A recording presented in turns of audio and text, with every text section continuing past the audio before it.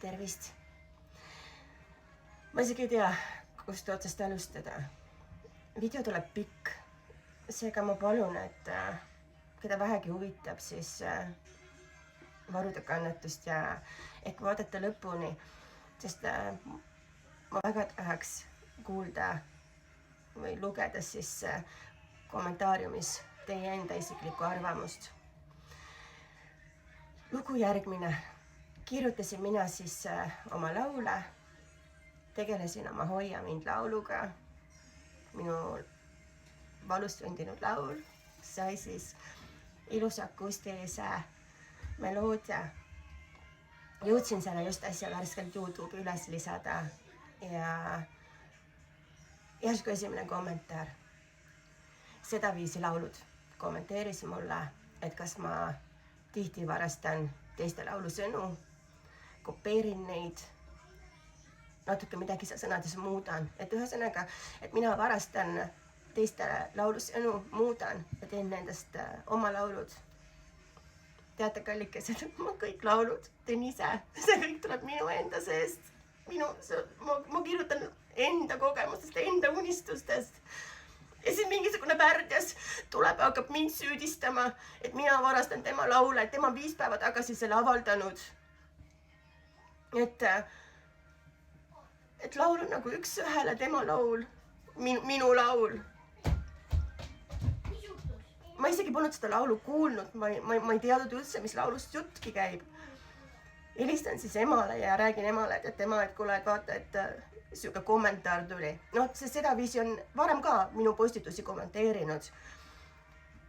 Ja nii kui see kommentaar sinna tuleb, natukest aega ta seal püsib ja ta kohe kustutab. Ma ei tea, miks ta nii teeb. Ja ma jõudsin emale öelda, et kuule, et selline teema on, et süüdistab mind. Aga mul on olemas ju kõik mustandid, mul on olemas nagu kuupäevaliselt kõik, millal ma seda laulu üldse kirjutama hakkasin, kuidas ma teda muutnud olen, mul on nagu reaalselt kõik alles. Ja minu laulud on autorikaitsega nagu kaitstud. Ja ema vaatab siis YouTube, ütleb, et Ivika, kuula seda laulu. Et see on ju täpselt üks ühele sinu laul. Kuulasin siis ja vastasin ka siis sellele sedaviisile. Aga kui ma jõudsin talle kirjutada ära selle kommentaari, et ma annan ta kohtusse selle laimu eest, et süüdistab mind varguses, et mina suudan kõik asjad ära tõendada.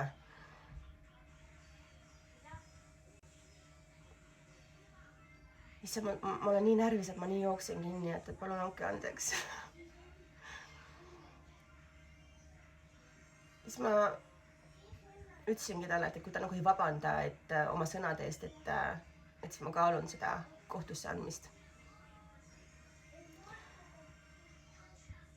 Siis ma võtsin ta laulu, siis ma iPhone'iga tegin screen recordi. Väga pikka teha ei saanud, ma tahtsin salvestada tervet laulu, miski pärast kogu aeg katkes ära. Aga väikse juppi ma sain teha ja seda ma ka teile siis lasen. Saate ise kuulata. Tahtsin sellele kasutajale sedaviisi laulud vastata, aga ta on oma laulu ära kustutanud. Minu sõnadega laulu. Kohe on see kõik teie ees. Ja ma väga tahaks, et kommenteeriksite, et ma ei tea, kas on kellelgi veel niimoodi. Ma ei saa aru, et see on alati niimoodi, kui sa teed midagi nagu väga hästi, et südamega, siis keegi tunneb ennast nagu puudutatuna, kes teeb sama asja. See on alatu, see on väga alatu. Aga õnneks ma jõudsin teha kõik screenid ja sain teha ka screen recorder. Kohe on kõik teie ees.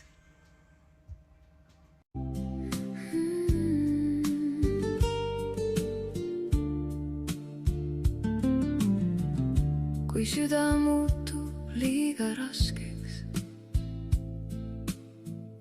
ning hing ei jaksa enam kanda, siis kaotavad sõnad tihti ka jõu. Nii kõneleb vaikus iseenda eest. Tahaks nutta ja valust karjuda, põgeneda selle maailma eest, sest lained löövad üle pea kokku ning hinges on nii ääretu tühjus. Kallis, tule ning istu mu kõrvale, pole